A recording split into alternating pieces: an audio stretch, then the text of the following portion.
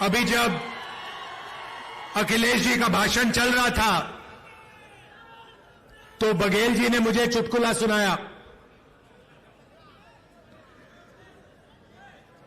आपके स्टेट के आपके चीफ मिनिस्टर के बारे में चुटकुला है, मैं सुना देता हूं आपको, सुनना है?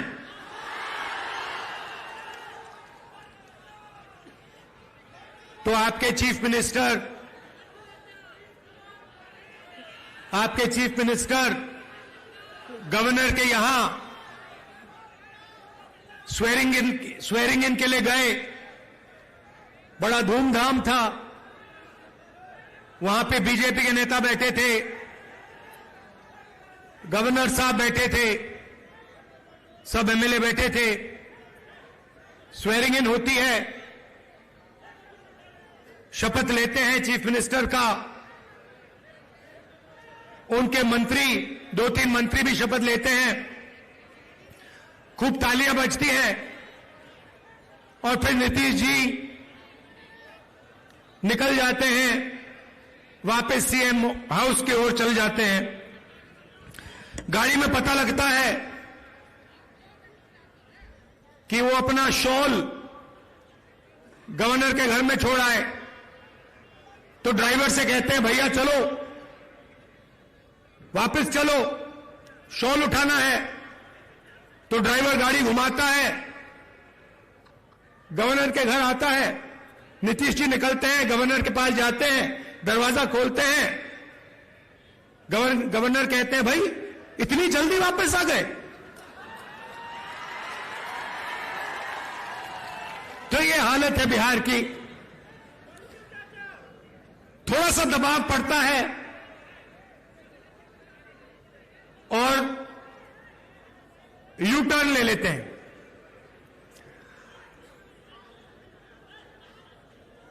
दबाव क्यों पड़ा? क्योंकि बिहार में हमारे गठबंधन ने एक बात जनता के सामने रखी है। इस यात्रा में हम 5 न्याय की बात कर रहे हैं, उनमें से एक न्याय,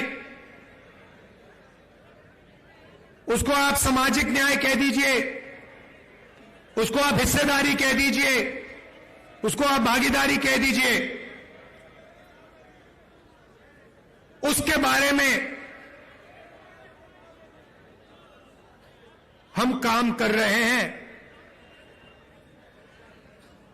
मैंने पहले भाषणों में कहा है कि इस देश में अलग अलग वर्ग के लोग हैं, पिछड़ी जात के लोग हैं, दलित हैं, आदिवासी हैं, माइनॉरिटी हैं, जनरल कास्ट के लोग हैं। हर समाज में कमजोर लोग हैं। ओबीसी समाज देश का सबसे बड़ा समाज है, मगर अगर मैं आज आपसे पूछूं कि इस देश में ओबीसी समाज की आबादी कितनी है, आप इस सवाल का जवाब नहीं दे सकते। दे सकते हैं? कोई नहीं जानता। और मैं सिर्फ एक बात आपके सामने रखना चाहता हूं। आप देश के किसी भी सेक्टर को देख लो, सरकार की बात करनी है तो मैंने पिछले भाषणों में कहा, जो देश की सरकार को चलाते हैं 90 अफसर हैं, आईएएस के अफसर हैं, 90 में से 3 ओबीसी वर्ग से आते हैं। और अगर 90 अफसर पूरे के पूरे बजट के बारे में निर्णय लेते हैं तो ये ओबीसी अफसर 100 रुपए में से 5 रुपए का निर्णय लेते हैं। तो सरकार में ना ओबीसी की, ना दलित की, ना आदिवासी की भागीदारी है। सरकार को छोड़िए, हिंदुस्तान की सबसे बड़ी 500 कंपनीज को देख लीजिए, उनकी लिस्ट निकालिए, उनके मालिकों के नाम पढ़िए, आपको उन नाम में से एक दलित, एक आदिवासी, एक पिछड़ा नहीं मिलेगा।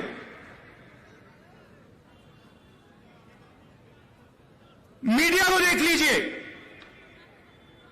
अखबारों को देख लीजिए, टीवी को देख लीजिए,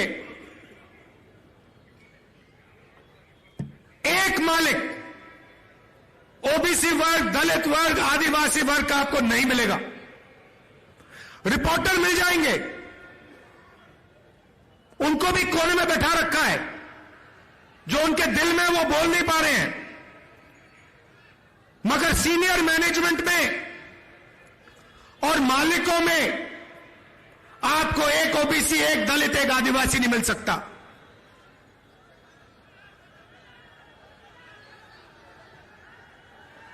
प्राइवेट एजुकेशन के सिस्टम को देख लीजिए, प्राइवेट कॉलेजेस, यूनिवर्सिटीज को देख लीजिए, प्राइवेट अस्पताल देख लीजिए, एक मालिक आपको ओबीसी, दलित, आदिवासी का नहीं मिलेगा। तो मैं सिर्फ यह सवाल पूछ रहा हूं कि अगर हम सामाजिक न्याय की बात कर रहे हैं तो यह तो स्पष्ट है कि हिंदुस्तान के किसी भी सेक्टर में पिछड़ों को, आदिवासियों को, दलितों को न्याय नहीं मिल रहा है। अब सवाल बनता है, पहला कदम क्या होना चाहिए? किसी को चोट लगती है, पहला काम डॉक्टर कहता है, पैर में चोट लगती है, पहला काम डॉक्टर कहता है ऐसे करो, एक्सरे जाके कर लो। एक्सरे करने के बाद साफ पता लग जाता है कि हड्डी कहां से टूटी है। सही बात? मैं सिर्फ यह कह रहा हूं, कि समय आ गया है कि हिंदुस्तान का एक एक्सरे हो जाए।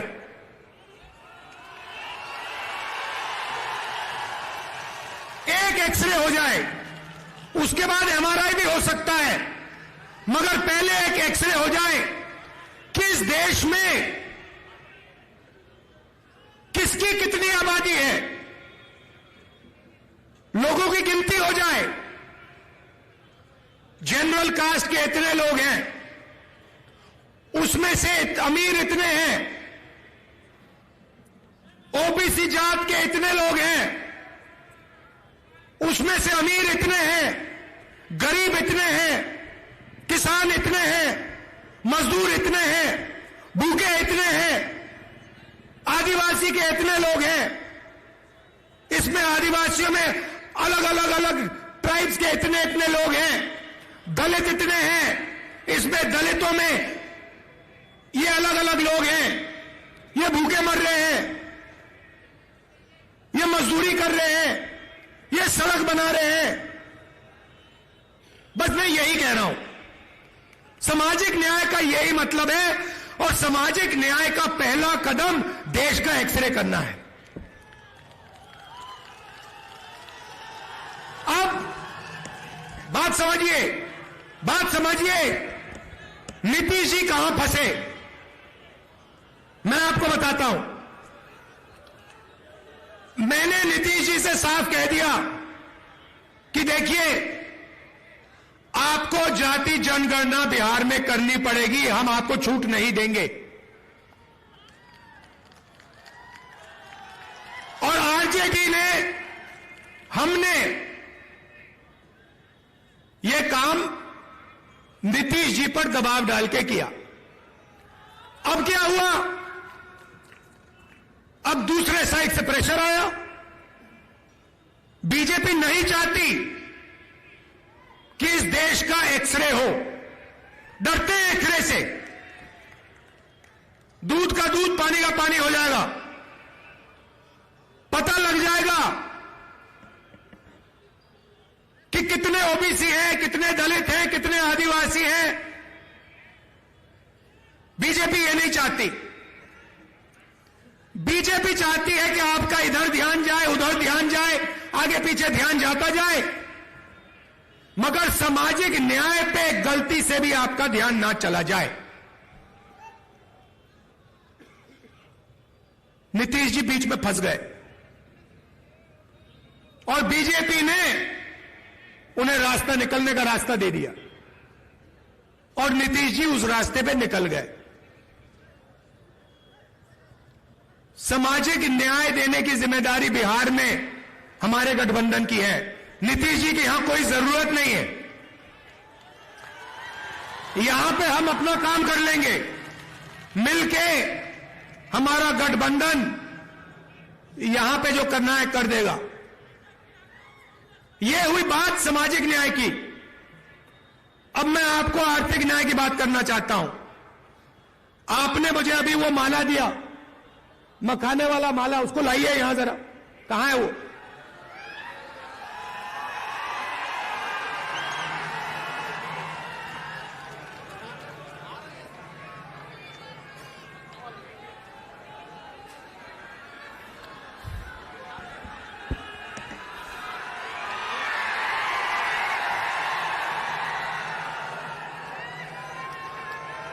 मैं 1 मिनट में आपको आर्थिक अन्याय समझाने जा रहा हूं।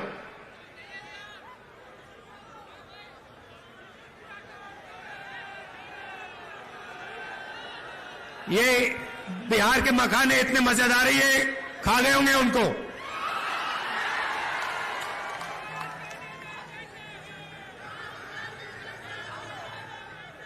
खा गए, देखो खा गए। हाँ, लाओ लाओ लाओ लाओ, उसको लाओ। थोड़ा मजा भी आना चाहिए। आ रहा है?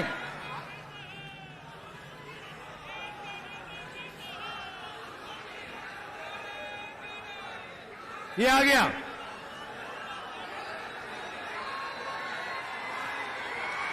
ये देखो कितना सुंदर मखाने का माला है। अब ये देखिए, मैं आपको मजेदार बात बताता हूं। इसको यहां लाइए। ये तकरीबन 10 किलो का है, ठीक है? इसको यहां रख दीजिए। ये बिहार के गरीब किसानों का खून पसीना है। सही बात है। ये बिहार के गरीब लोगों ने अपना खून पसीना देकर, घंटों पानी में बैठकर ये हमें दिया है। 10 किलो का है ये।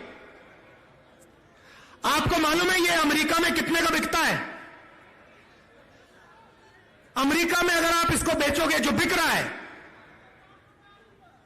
अमेरिका में, ये बड़ा बिक रहा है आजकल। वहां पे फैशन आ गया है कि मखाना खाएंगे, बिहार का मखाना खाएंगे।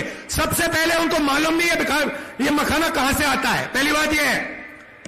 मगर मेरा सवाल आपसे, ये 10 किलो की जो माला है, ये अमेरिका में कितने रुपए के लिए बिकेगी? चुप हो गए? मैंने नेट पे देखा, अभी देखा, ये माला 15,000 रुपए के लिए अमेरिका में बिकेगी। 15,000 रुपए 10 किलो के लिए। अब मुझे बताओ, इसमें से 15,000 रुपए में से बिहार के किसान को कितना रुपया मिल रहा है? बिहार का किसान 250 रुपए किलो के बेच रहा है, मतलब 2,500 रुपए 10 किलो के लिए। ये 15,000 रुपए, गलती की मैंने, ये 15,000 रुपए 1 किलो का, मतलब ये माला अमेरिका में 1,50,000 रुपए के लिए जाएगा। गलती कर दी, सॉरी, 1,50,000 लाख रुपए के लिए ये अमेरिका में बिकता है, और यहां पे हमारे किसान को 250 रुपए प्रति किलो, 2,500 रुपए 10 किलो के लिए। मैं आपसे पूछना चाहता हूं, ये पैसा जा कहां रहा है? ये जा कहां रहा है? किसके हाथ में जा रहा है? ये किसान के हाथ में तो नहीं जा रहा ना। तो ये देखिए, इसको कहते हैं आर्थिक अन्याय, और ये हर चीज में हो रहा है। जो मैकेनिक गाड़ी बनाता है, जिसने इस माइक्रोफोन को आज सुबह ठीक किया, मोबाइल फोन को जो ठीक करता है, जूते बनाता है, टी शर्ट बनाता है, जो भी हाथ से काम करता है, उसके साथ हिंदुस्तान में भयंकर अन्याय हो रहा है। इसके बारे में कोई बोल नहीं रहा। मैंने आपको बोला कि 10 किलो की माला अमेरिका में 1,50,000 रुपए के लिए बिक रही है। आप हैरान हो गए।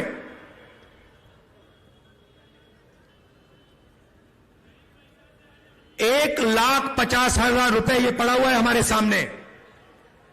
इसमें से 2-3 हजार रुपए किसान के जेब में जा रहे हैं।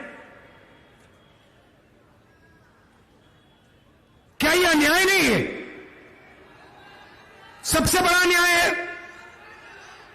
तो जब हम आर्थिक न्याय की बात करते हैं, हम चाहते हैं कि अगर ये 1,50,000 रुपए की माला है, तो कम से कम 30-40 हजार रुपए तो किसान के हाथ जाए।